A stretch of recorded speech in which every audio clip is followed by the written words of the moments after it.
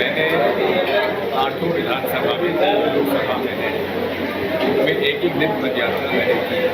बाकी कांग्रेस के लोग 3 दिन में। हमारी 3 मांगे, एक है गेहूँ की कीमत, मोदी गारंटी थी 27 रुपये की, लेकिन अभी मैंने देखा कि तुलाई सेंटर में गया तो उन्हें 2275 के हिसाब से पेमेंट हो रहा और भुगतान हो गया। वो रेट बता रहे हैं 2400, जबकि जो बोनस 125 रुपया है वो नहीं डल रहा, लेकिन रसीद जो दी जा रही है उसमें 2400 के हिसाब से रसीद दी जा रही है और लिखा है भुगतान हो गया, लेकिन भुगतान 2275 के रेट से हो रहा। पहली बात तो ये है कि इन्होंने 2700 रुपये क्विंटल का कहा था। अगर इनकी हम बोनस को भी जोड़ लें तो वो 2400 रुपये होता है और 2400 में भी 125 रुपये का पेमेंट नहीं हो रहा है। कितना धोखा दोगे किसान? एक दूसरी गारंटी है, इन्होंने कहा था सरकार हमारी बर्बाद हो गई और हम लाडली बहनों को 3000 देंगे, लेकिन 3000 नहीं हुआ। तीसरा इन्होंने वादा किया था गैस की टंकी 450 में देंगे, वादा निभाओ यात्रा। सर 21 साल बाद राजगढ़ लोकसभा सीट पर वापस आपकी वापसी, कैसा रिस्पॉन्स जनता के बीच?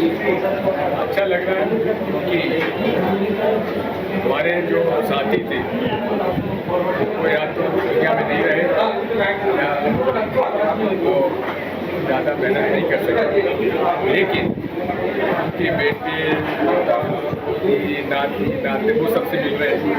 अच्छा लग रहा है। हम सबसे पारिवारिक जो है को हम लोग और प्रगाढ़ बनाने का प्रयास कर रहे हैं। सर आप लोगों से आह्वान कर रहे हैं कि राजगढ़ लोकसभा सीट से 400 प्रत्याशी हो, तो दिग्विजय सिंह मान चुके हैं कि राजगढ़ से बैलेट पेपर पर चुनाव हो सकता है? हमारा प्रयास तो है। मेरी लड़ाई तो ईवीएम बनाम बैलेट पेपर है, क्योंकि जितने भी विकसित देश हैं वहाँ किसी भी देश में ईवीएम मशीन का उपयोग नहीं होता है। केवल जहाँ पर फांसीवादी डिक्टेटर है वहीं अब ईवीएम की मशीन का उपयोग होता है। कैसे पॉसिबल हो पाएगा सर? 384 वाला फॉर्मूला क्या है? 384 से ज़्यादा उम्मीदवार होंगे तो बैलेट पेपर के माध्यम से ईवीएम, एक ईवीएम में 16 कैंडिडेट आते हैं और 24 मशीनों को एक साथ जोड़ा जा सकता है, यानी 384। अगर 385 हो गए कैंडिडेट उन्हें बैलेट पेपर से चुनाव कराने के लिए मजबूर होना पड़ेगा। सर कल मध्य प्रदेश के चुनाव आयोग के सीईओ ने कहा कि 384 भले प्रत्याशी हो, लेकिन ऐसा चुनाव आयोग की तरफ से ऐसा कुछ स्पष्ट नहीं है कि ईवीएम से नहीं वोट डालें। उनको मैं कहना चाहता हूँ कि वो जरा जो मैनुअल है इलेक्शन कमीशन का वजह नहीं सारी बातें। सर मध्य प्रदेश में कांग्रेस ने पीढ़ी परिवर्तन किया, जीतू पटवारी को प्रदेश अध्यक्ष बनाया, लेकिन देख रहे हैं हालात बद से बदतर होते जा रहे हैं। कमलनाथ के कई करीबी भाजपा में शामिल हो रहे हैं। उसको जानना है, उसको ना जीतू पटवारी रोक पाएंगे, ना दिग्विजय सिंह और ना कमलनाथ जी रोक पाएंगे।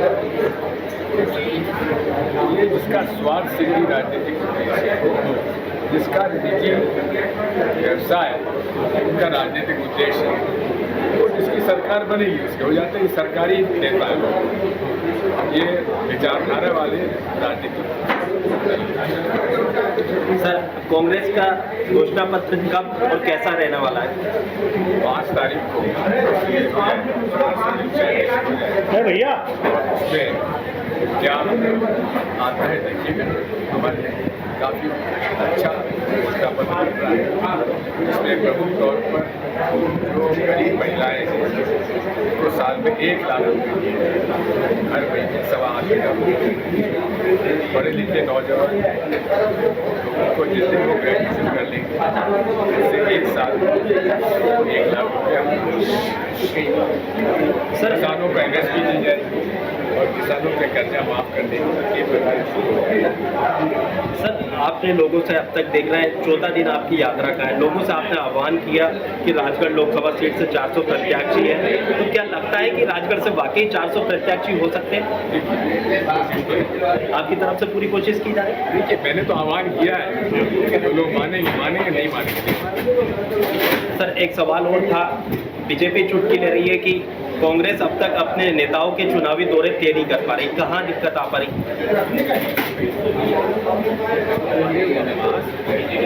स्थानीय स्तर पर इतने नेता हैं कि हमको बाहर से लाने की जरूरत क्या है। भारतीय जनता पार्टी जो है वो केवल अपना नैरेटिव सेट करती है ताकि ईवीएम के नतीजे को ये पक्ष में बता। तो दिग्विजय सिंह ने साफ